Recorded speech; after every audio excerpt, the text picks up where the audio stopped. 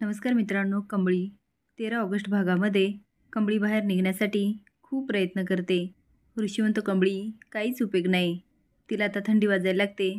ती ब्लँकेट अंगावर घेते आणि बसते. तेवढ्यात तिचं लक्ष ऋषीकडे जातं.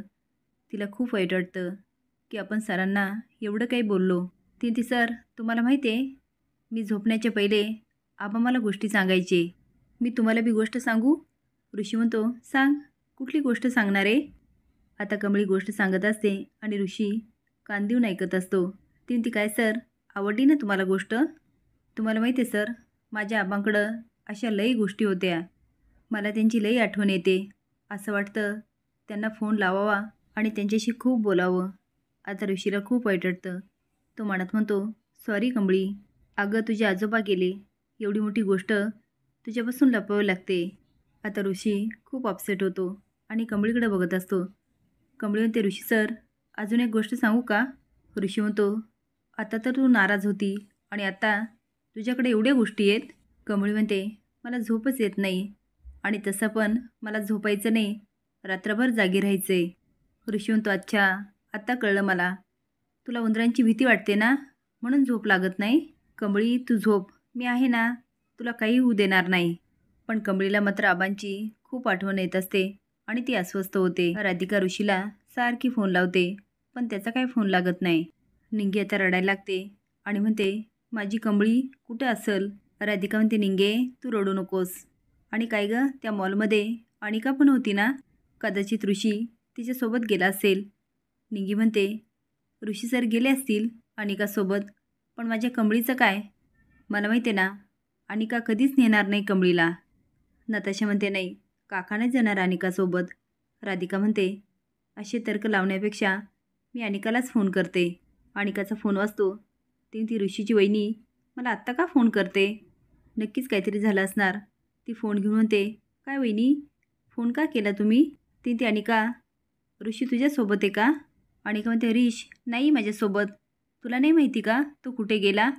अगं मॉलमध्ये तुझ्याबरोबरच होता ना?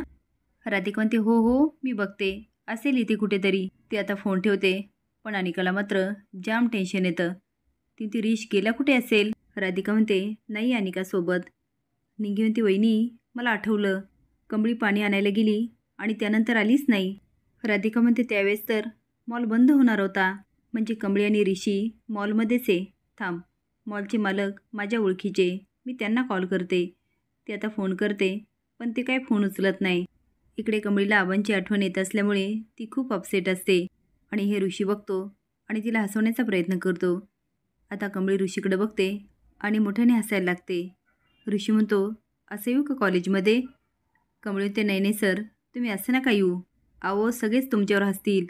ऋषीचा कॉस्ट्यूम बघून कंबळीला खूप हसायला येतं. ती म्हणते, थँक्यू ऋषी सर, मला हसवल्याबद्दल. ती ऋषी सर, मला लई थंडी वाजायली.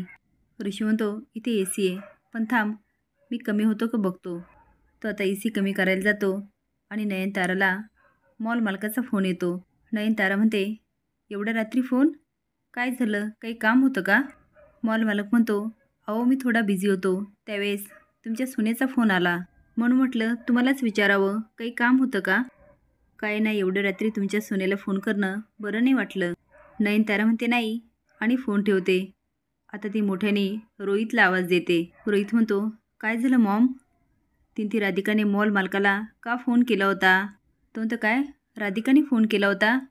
नयनतारा म्हणते, बोलव तिला. तो म्हणतो, अगं पण ती घरात नाही आहे, किंवा कदाचित नताशाच्या रूममध्ये असेल.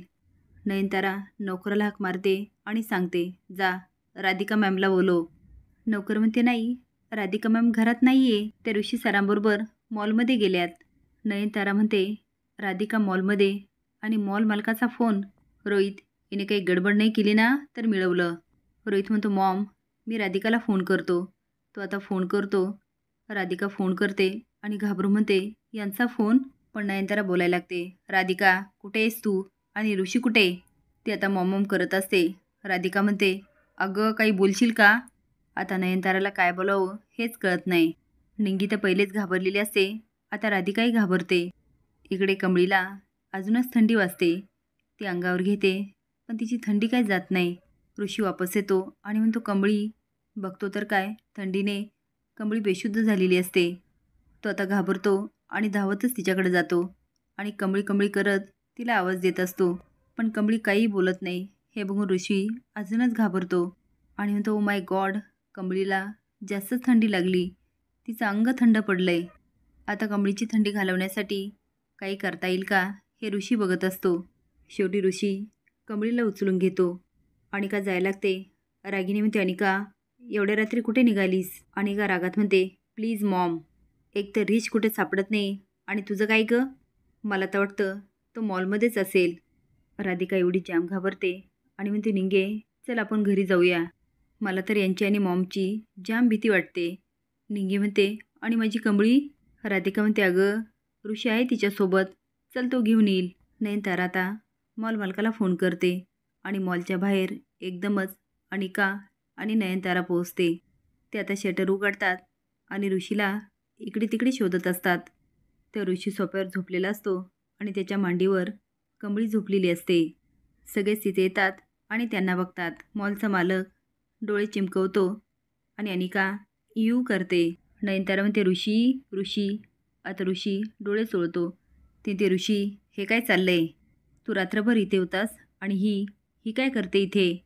अनिकाचा मात्र खूप मूड जातो. ती वाकडं तोंड करून उभी असते. निंगी मात्र स्माईल करून बघत असते. असे नवीन अपडेट जाण्यासाठी लाईक आणि सबस्क्राईब करा. धन्यवाद.